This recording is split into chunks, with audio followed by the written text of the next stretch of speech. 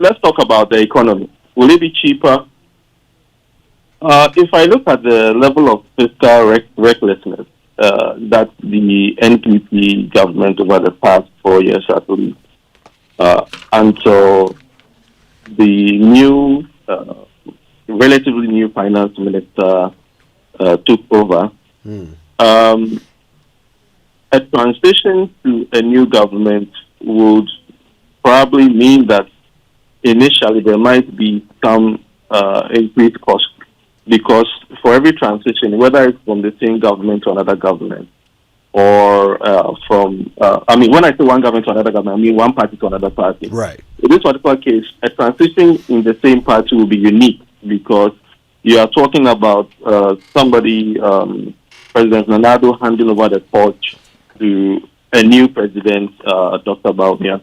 Yeah. I do not know what the composition of the economic management would be, whether it would be the same team or another team.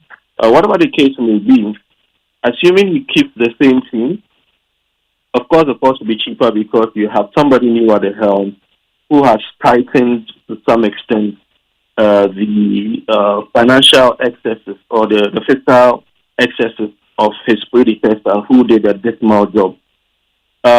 The issue, however, is that a new person coming in might have a different perspective or a fresh perspective and might want to re-engineer things in a whole different way.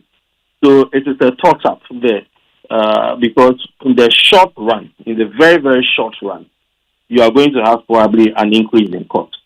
But in the long run, the policy directions and decisions that we made will probably determine whether the cost was justified or not. Looking at the track record of the NPP government and their, the handling of our finances so far, I would say that someone like Dr. Nilanta gives us maybe a better option than what we had previously. But with a totally new direction by the NDC, it will be something that we would have to look out and see if they are going to implement the various interventions they want to do, like the 24-hour economy and all of that. We will now have to look and see what it will bring. If we look at agriculture, for example, I believe personally that it will be a higher cost keeping the same government or transitioning with the NPP government as it is, because they have failed abysmally in that area when it comes to agriculture, whether it is agricultural value chain, whether it's supporting cocoa farmers, whether it is encouraging young people to go into farming. We have spent billions. We have redirected money that should have gone to farmers into the hands of alleged party members. There are so many fictitious lists with fictitious beneficiaries which monies have been collected, some of them as debt, some of them as grants, and has been totally mismanaged. So if you look at that, and if you compare it to what Officer Bogben said and what Dr. Thompson has said, then I believe that agriculture has cast a very huge shadow on the economy. And in that case, a transition will probably want to mop up audits and redefine some of the things with regards to agriculture, and therefore it will be more expensive to keep the current government infrastructure or policies in place.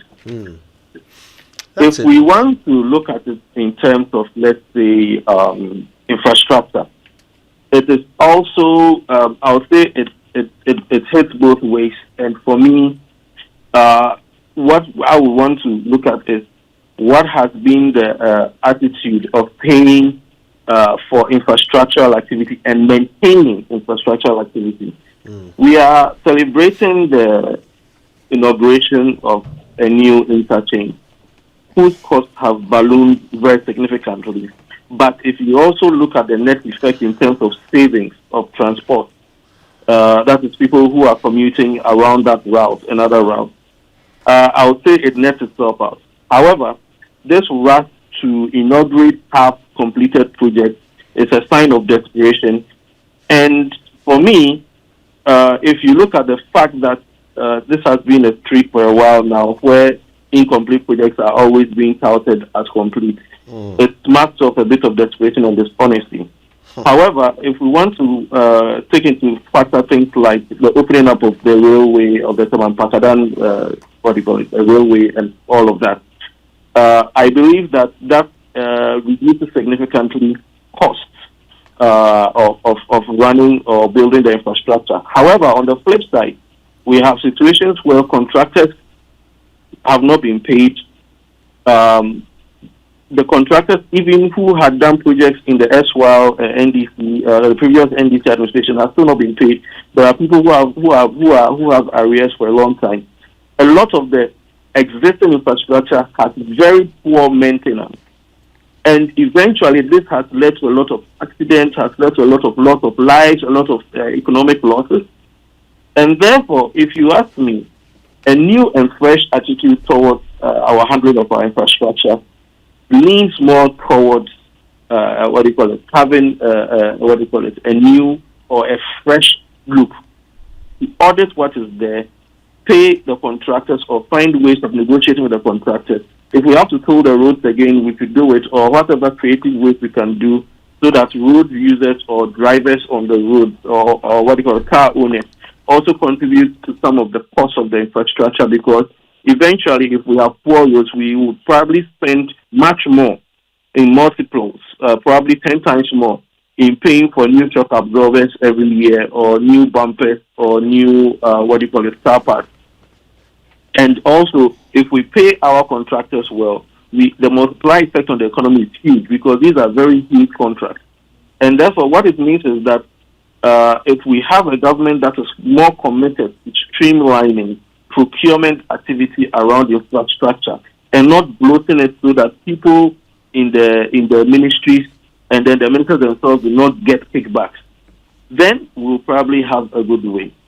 I believe that a government that has been so reckless in terms of corrupt activities and kickbacks will feel very complacent and will even be more strengthened towards any kind of civil activity or CSO activity towards auditing the spend, whilst a new government will be more sensitive to any CSO activity or any other activity that audits their spending. So my thing is that it might be cheaper also in the long run to look at a new government.